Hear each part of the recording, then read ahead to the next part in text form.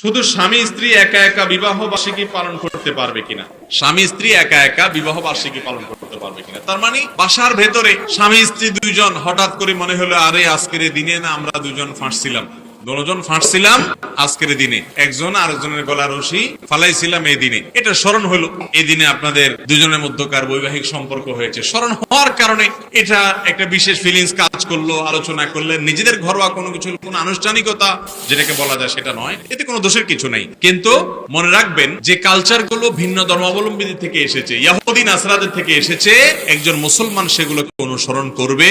অতএব এটাকে আনুষ্ঠানিকতা দেওয়া, আনুষ্ঠানিকতা রূপ দেওয়া, ঘটা করা, এই কাজ সুন্নাত নয়, বরং এটি মুসলমানদের কোন কালচার নয়। নবী করিম সাল্লাল্লাহু আলাইহি ওয়াসাল্লাম বলেছেন, লা তাত্তাবিউন্না সুনানা মান কানা ক্বাবলাকুম, তোমাদের পূর্বে যারা চলে গেছে একটা সময় আসবে তোমরা তাদের অনুসরণ করবে, তারা যা করবে তোমরা তাও করবে। বলা হলো ইয়া রাসূলুল্লাহ, কাদের কথা আপনি বলছেন? ইহুদিদের কথা, নাসারাদের কথা? নবী সাল্লাল্লাহু আলাইহি ওয়াসাল্লাম বলছেন, তাদের ছাড়া কার কথা বলবো? ইহুদিদের কথাই বলা হয়েছে। এইজন্য ভাইরা আমার, এই বিবাহ বার্ষিকী বা এই জাতীয় যত আনুষ্ঠানিকতা আছে এগুলা বিজাতীয়দের অন্ধ অনুকরণ থেকে হয়। আল্লাহ তাআলা আমাদেরকে যে কালচার দিয়েছেন সেটা আমাদের জন্য যথেষ্ট ইনশাআল্লাহ।